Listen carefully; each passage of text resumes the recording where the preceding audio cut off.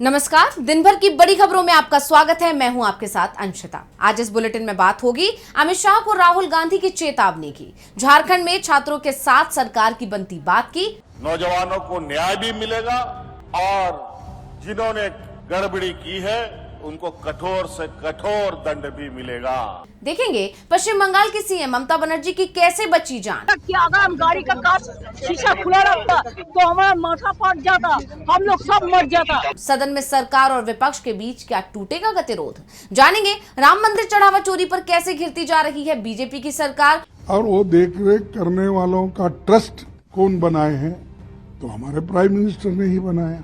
और बुलेटिन के आखिर में बात सीजेआई के खिलाफ छात्रों के फूटे गुस्से की। लेकिन दिन भर की तमाम बड़ी खबरों से पहले एक नजर आज की सुर्खियों पर। E20 फ्यूल को लेकर आप संयोजक केजरीवाल का बड़ा आरोप, कहा विरोध करने वालों की दबाई जा रही आवाज। पीएम मोदी से पूछा इस तरह 140 करोड़ लोगों को कैसे दबा पाएंगे। यूथ कांग्रेस फाउंडेशन डे पर कांग्रेस का बीजेपी पर प्रहार। कांग्रेस महासचिव केसी वेणुगोपाल ने कहा दिल्ली में बैठी है छात्रों को गटर कहने वाली सरकार, जो छात्रों पर AK-47 और पैलेट गन का करती है इस्तेमाल। पूर्व शिक्षा मंत्री धर्मेंद्र प्रधान ने इस्तीफे पर तोड़ी चुप्पी, प्रदर्शन करने वाले छात्रों को बताया भटका हुआ। कांग्रेस सांसद प्रमोद तिवारी ने प्रधान पर साधा निशाना, कहा प्रधान को आंदोलन होने के पहले ही दे देना चाहिए था इस्तीफा। जाति जनगणना को लेकर सोशल एक्टिविस्ट योगेंद्र यादव का सरकार पर बड़ा हमला, कहा नाम के वास्ते कास्ट सेंसस हो जाएगा लेकिन होगा कुछ भी नहीं। कांग्रेस नेताओं को पार्टी महासचिव केसी वेणुगोपाल की नसीहत, भाजपा को खुश करने वाले बयान देने से बचें, सार्वजनिक बयान देते वक्त सावधानी जरूरी। ये तो थी सुर्खियां, अब बात आज की सबसे बड़ी खबर की। युवाओं के अंदर मोदी सरकार के खिलाफ जो गुस्सा है वो और भी बढ़ता जा रहा है। ये गुस्सा जंतर मंतर के बाद प्रयागराज में भी दिखाई दिया और अब राहुल गांधी ने गृह मंत्री अमित शाह को सीधे चेतावनी दे दी है कि छात्रों पर पैलेट गन चलाने के मामले में वो बच नहीं पाएंगे। और क्या कुछ कहा है राहुल ने, देखिए रिपोर्ट। लोकसभा में विपक्ष के नेता राहुल गांधी ने मोदी सरकार के खिलाफ पूरे देश में मोर्चा खोला हुआ है। खासकर पेपर लीक के मामले में तो राहुल गांधी बीजेपी शासित राज्यों में जाकर ही बीजेपी सरकार की धज्जियां उड़ा रहे हैं। और बड़ी बात यह है कि राहुल को बीजेपी शासित राज्यों की जनता और छात्रों का, युवाओं का भरपूर समर्थन मिल रहा है। इस बात का गवाह है वो तस्वीरें और वीडियो जो राहुल के छात्रों की गूंज कार्यक्रम से आ रही हैं। कोटा और देहरादून के बाद प्रयागराज में भी वही नजारा देखने को मिला और छात्रों का ये साथ राहुल ही नहीं बल्कि पूरे विपक्ष का हौसला बढ़ा रहा है। और अब प्रयागराज में ही मिले एक छात्र का जिक्र करते हुए राहुल गांधी ने गृह मंत्री अमित शाह पर निशाना साध दिया, सीधे चुनौती दे डाली। राहुल ने पोस्ट कर अमित शाह से कहा कि ये मत समझिए कि हम चुप हो जाएंगे। राहुल ने कहा अब मेरे पास कोई रास्ता नहीं बचा। कल प्रयागराज में एक छात्र ने मुझसे यही कहा, सालों की तैयारी, घर की जमीन बेची, माँ बाप का कर्ज और फिर भी हाथ में कुछ नहीं। ये हार उसकी नहीं है, ये उस व्यवस्था की हार है जिसने उसकी मेहनत का दाम देने से इनकार कर दिया। 13 दिन हो गए, गृह मंत्री अमित शाह के मुंह से एक शब्द नहीं निकला। मोदी जी माफी मांगने की जगह क्षमा बांट रहे हैं। अमित शाह जी, ये मत समझिए कि हम जवाबदेही मांगना बंद कर देंगे। राजधानी की सड़कों पर बच्चों पर लाठियां और पैलेट चले और आपने एक शब्द नहीं कहा। आज नहीं तो कल इस जुर्म का जवाब आपको देना ही पड़ेगा। छात्र देश की रोशनी है और मैं उनकी पूरी शक्ति के साथ खड़ा हूँ। राहुल गांधी ने अमित शाह के साथ साथ पीएम मोदी का भी जिक्र किया। उन्होंने कहा मोदी ने माफी नहीं मांगी है, उन्होंने चेतावनी दे दी कि सरकार को जवाब देना ही होगा। वहीं प्रयागराज पहुंचे राहुल गांधी ने सरकार के साथ साथ अडानी पर भी निशाना साधा। भाई और बहनों, डेटा आपका, दर्द आपका, दौलत इनकी।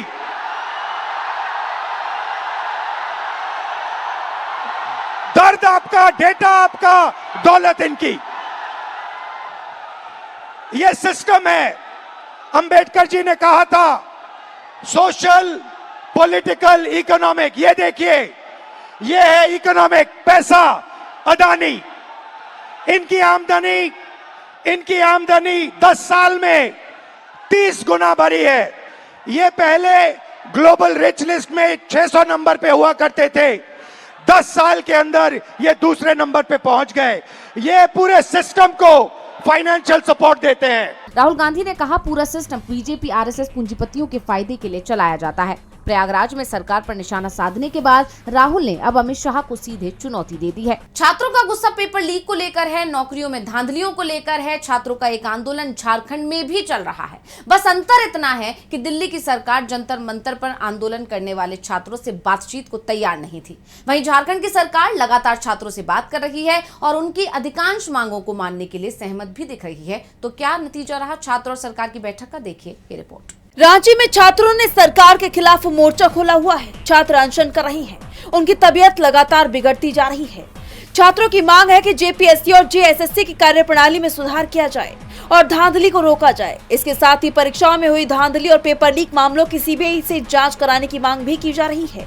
वहीं छात्रों और सरकार के बीच बैठकों का दौर भी जारी है और अब दोनों पक्षों के बीच तीसरे दौर की बातचीत हुई। ये बैठक सकारात्मक रही, हालांकि सभी मुद्दों पर सहमति नहीं बन पाई है। छात्रों के साथ बातचीत में झारखंड सरकार ने अधिकतर मांगे मान ली हैं।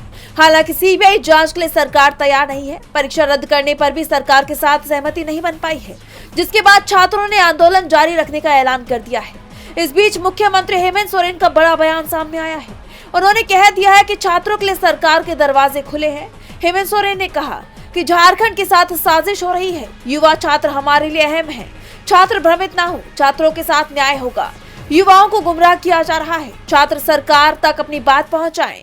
छात्रों के साथ पारदर्शिता से न्याय होगा। इतना ही नहीं, सीएम सोरेन ने सख्त कार्रवाई की बात भी कही है। क्योंकि हमने चोरी पकड़ ली है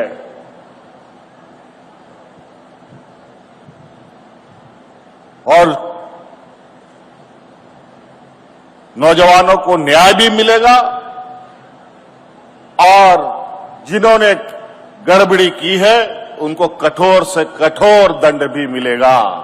सीएम सोरेन ने कहा है कि जिन्होंने चोरी की है उन्हें सजा मिलेगी, लेकिन अब यह आंदोलन और तेज होगा, ये तय माना जा रहा है। इस बीच छात्रों ने 10 अगस्त को विधानसभा मार्च की तैयारी कर ली है।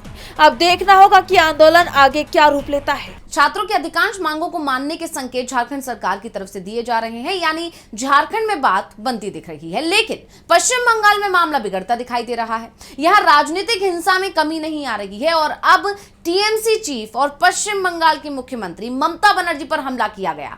आरोप बीजेपी पर लग रहे हैं। क्या कहा है ममता ने, देखिए ये रिपोर्ट। पश्चिम बंगाल की पूर्व मुख्यमंत्री और टीएमसी प्रमुख ममता बनर्जी पर हमला हुआ है। उनकी गाड़ी पर बड़े बड़े पत्थर फेंके गए। खबरें तो यहाँ तक आ रही हैं कि भीड़ ने उनकी गाड़ी पर कीचड़ पोत दिया और पानी की बोतलें फेंकी, यहाँ तक कि जूते चप्पल तक फेंक डाले, जिसके बाद ममता बनर्जी का गुस्सा फूट पड़ा। उन्होंने इसे जानलेवा हमला बताते हुए बीजेपी पर गंभीर आरोप लगाए। साथ ही कोलकाता पुलिस पर भी सवाल खड़े किए। ममता ने कहा, टेरिबल वो है, मेरे को गाड़ी में बड़े बड़े पत्थर मारा गया, बाहर से एंटी सोशल पुलिस का सामने में हमको इतना गाड़ी को अटैक किया। अगर हम गाड़ी का कांच शीशा खुला रखता तो हमारा माथा फट जाता, हम लोग सब मर जाता। ऐसा पुलिस का सामने में हुआ। हम कभी ऐसा हमला नहीं देखा। क्या कर रहे हैं? इतना पुलिस बीजेपी को प्रोटेक्शन दे रहा है। ममता बनर्जी पर यह हमला उस वक्त हुआ जब वो उत्तर 24 परगना के हली शहर में तृणमूल के दिवंगत कार्यकर्ता बिरजू केओट के घर जा रही थी। बिरजू की पुलिस कस्टडी में जान चली गई थी, लेकिन प्रदर्शनकारियों ने उनका काफिला ही रोक लिया और जमकर नारेबाजी की।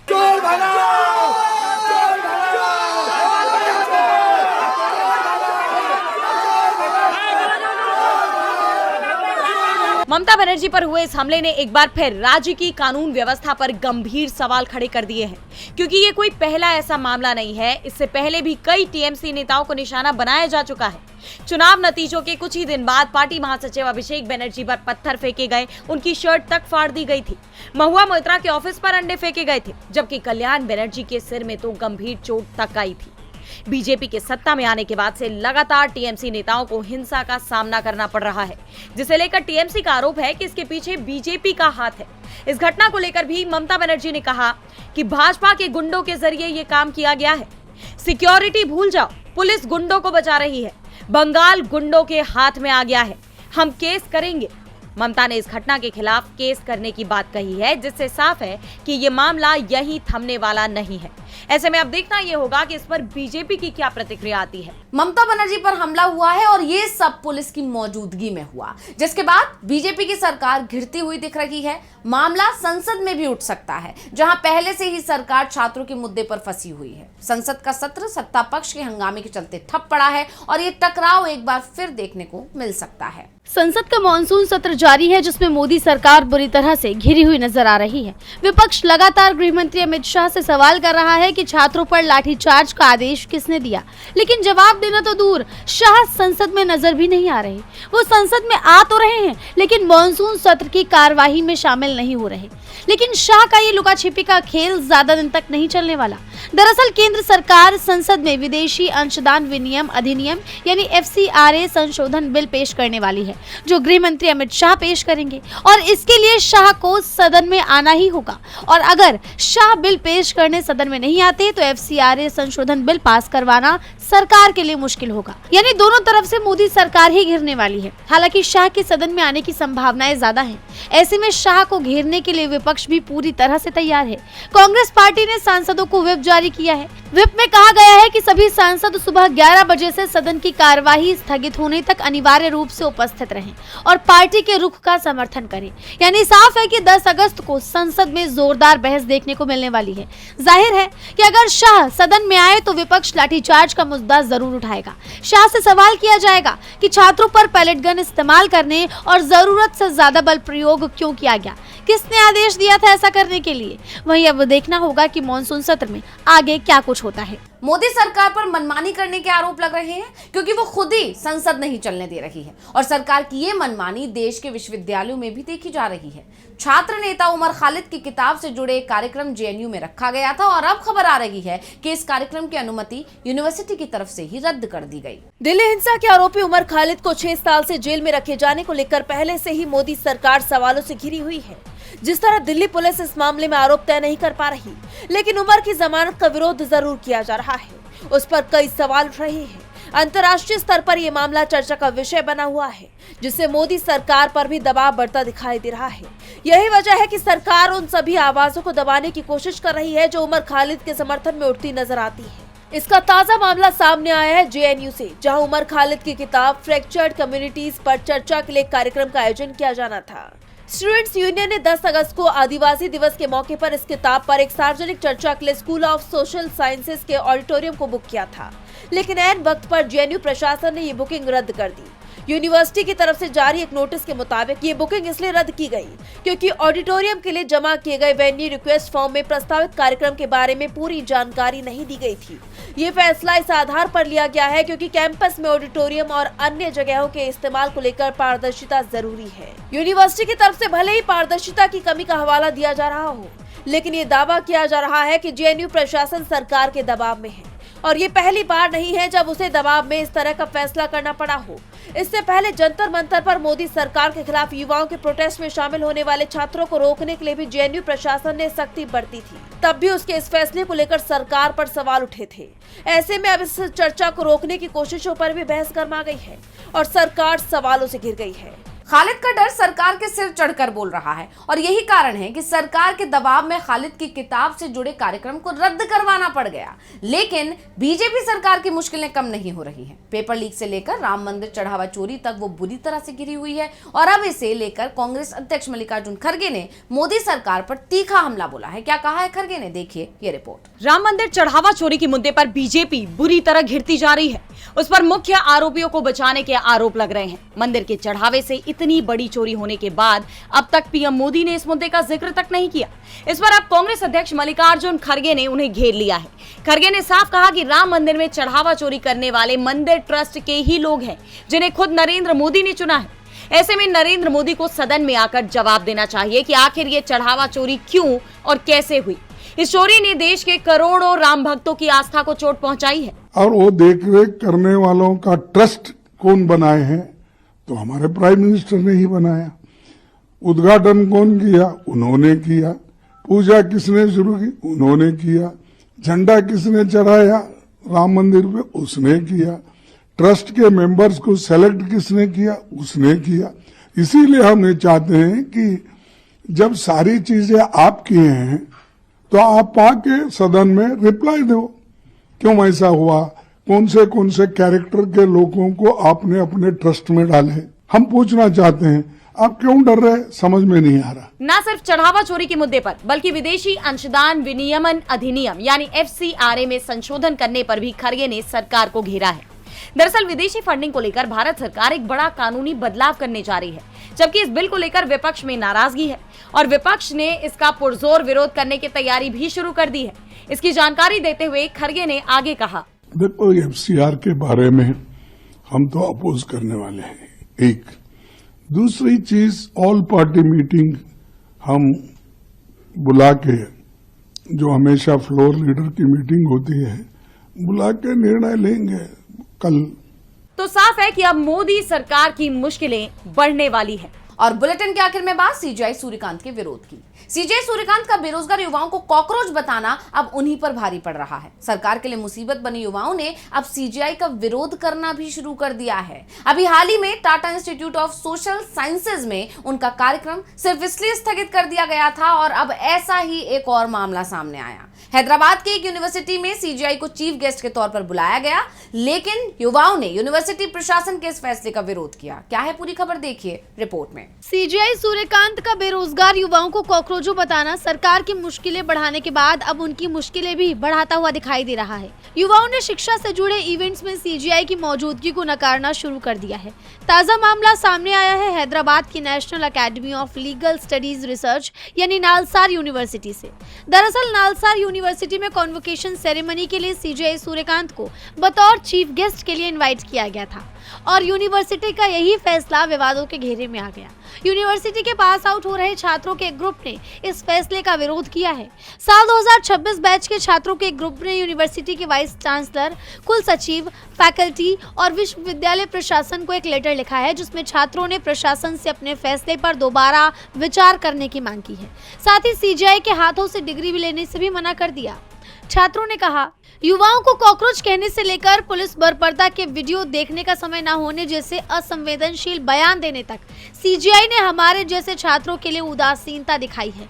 ऐसे में उन्हें हमारे कॉलेज में आमंत्रित करना और उनके हाथों से उन डिग्रियों को हासिल करना जो हमारे लिए शैक्षणिक और भावनात्मक रूप से बहुत अहम है, हमें सही नहीं लग रहा। छात्रों ने तर्क दिया कि मुख्य न्यायाधीश को बतौर चीफ गेस्ट आमंत्रित करना संवैधानिक जवाबदेही और शैक्षणिक स्वतंत्रता के मूल्यों के खिलाफ है। हालांकि अभी तक यूनिवर्सिटी की तरफ से इस पर कोई जवाब नहीं दिया गया, लेकिन युवाओं ने उम्मीद जताई है कि एडमिनिस्ट्रेशन उन्हें 10 अगस्त तक जवाब दे देगा।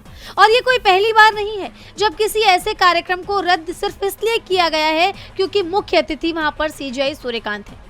आपको याद होगा कि इससे पहले Tata institute of social sciences यानी टिस ने का आयोजन रद्द कर दिया था। जैसा आप जानते हैं कि सीजेआई सूर्यकांत ने बेरोजगार युवाओं की तुलना कॉकरोचों से की थी, जिस पर जमकर बवाल हुआ था। कॉकरोच जनता पार्टी भी सीजेआई सूर्यकांत के इसी बयान के बाद बनी थी और अब उनका यह बयान उनके लिए भी मुसीबत बनता हुआ नजर आ रहा है। तो आज इस बुलेटिन में इतना ही। आप देखते रहिए DV लाइव। नमस्कार।